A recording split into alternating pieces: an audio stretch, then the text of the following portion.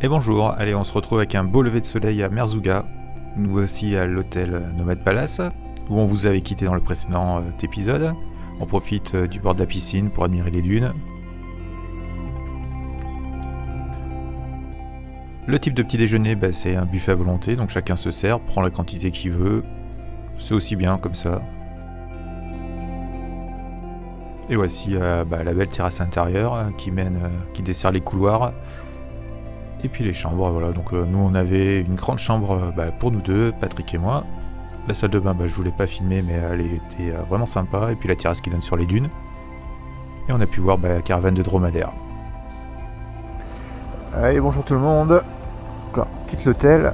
On va essayer d'aller jouer un petit peu dans le sable, voir si on est nul et à quel point. Puis on ira manger en ville. Puis après on reviendra faire un petit tour de piscine, une petite sieste, piscine, dîner. Et puis on se lèvera de bonne heure demain pour reprendre notre périple. Donc là on est à l'hôtel Nomad Palace. C'est plutôt pas mal.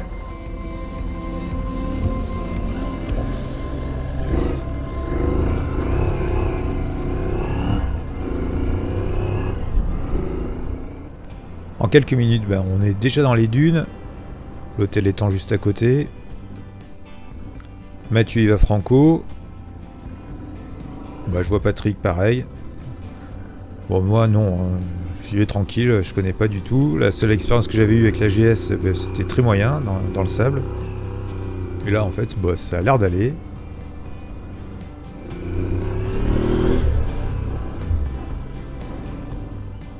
Patrick a arrêté de mettre du gaz.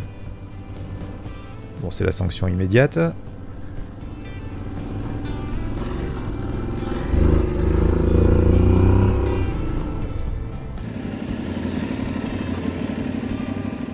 Elle va pas monter, non. Je vais même le petit bout là. Non, c'est pour s'amuser un peu, prendre la mesure, tu vois. Attends, je vais détecter.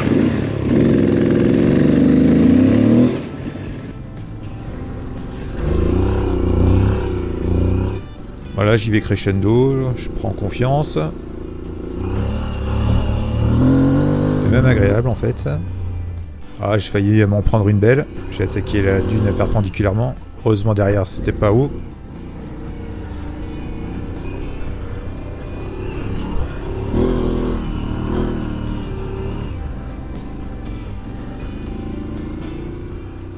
Là je vais ralentir.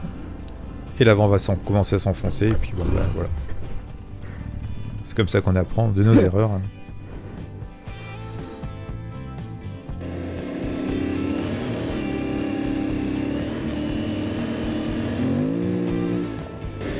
C'est vachement plus facile qu'en GS, hein. C'est pas à chier.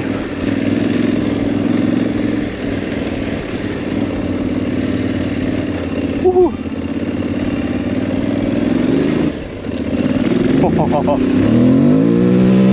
Wouhou. Je m'éclate moi.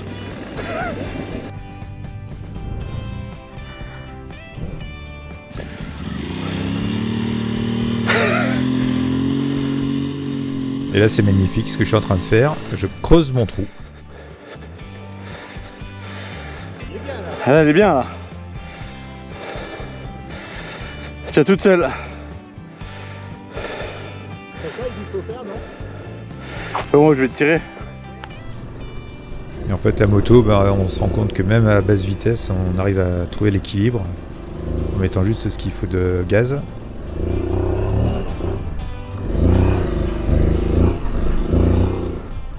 Et puis je vais faire essayer à Seb, la Touareg. Tiens. Ouais. Tu vois, en seconde, des fois ça racasse un peu, mais elle calera pas. Donc. T'as vu, elle est pas haute de celle. Hein.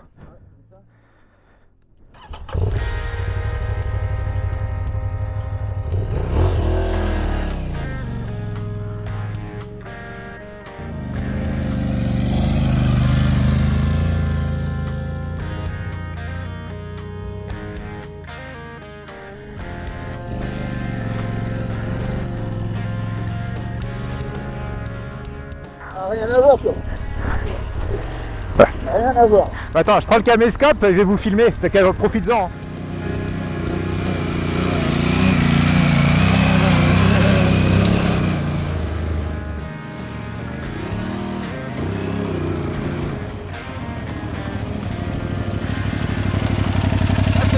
c'est le moto quoi. T'as vu, ça fait tout hein. C'est 10 fois plus facile que la GS. Mais oui. Est-ce que j'arrive à faire? Pour une première fois dedans, on arrive à peu près à lutter, hein, c'est bien. Ah ouais. Mais franchement, je pense que je vais en acheter une. Et puis ça permet de voyager aussi, hein, t'as vu? Ouais. Bah, c'est ça. C'est un bon compromis, je pense. Ouais. La béquille, elle tient. Ouais. Oh, bah, j'ai mis l'élargisseur. J'essaie avec la GS, mais...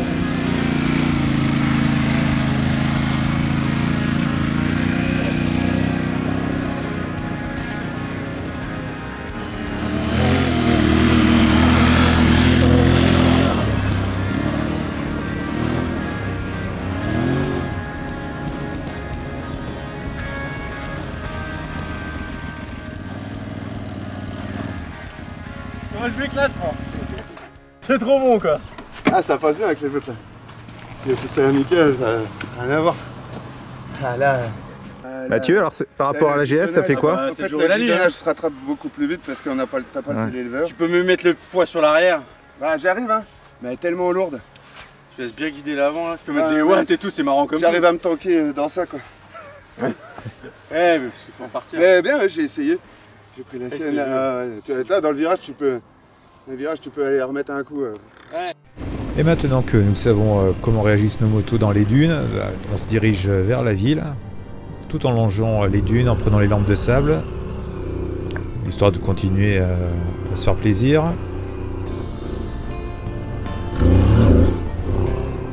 Allez, on va aller boire un coup. Programme de touristes là aujourd'hui. Hier on a pris de la piste au début, puis après on a pris de la route. Le vent était vraiment fort, brûlant. Là ce matin il fait 39 degrés quand même. Et il est 10h20.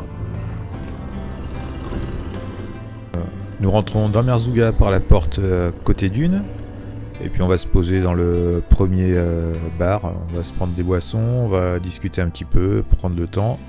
Puis après, ce sera l'heure de manger. Donc on ira au petit restaurant Rimal. Alors ils ont peint ça sur une vieille parabole. Bon, il n'y a pas la place de mettre le thé. Rigolo quand même. Et donc la viande vient juste d'à côté de la petite boucherie. Il fait cuire tout ça. Donc c'était vraiment super bon, copieux. Tu fais de l'enduro. C'était des boucles, c'est une course de 3 heures. T'es deux motos, tu tournes. Là, j'ai pu faire 2 tours. Après ce petit repas. repas. Il fait une demi-heure, il fait 35 minutes. Hein. Et en fait, au deuxième tour, j'ai calé dans la prairie. À Merzouga. J'ai tellement mis de coups de kit, j'en pouvais plus, j'ai sauté.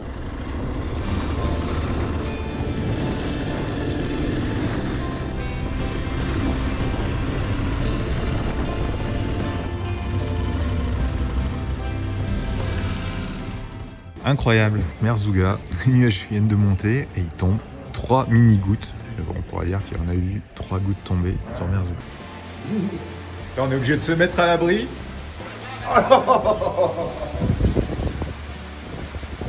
Il pleut, quoi. Des gouttes énormes, quoi.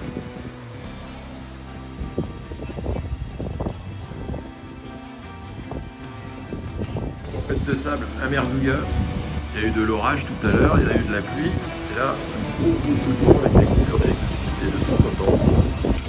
Un whisky sous les dents.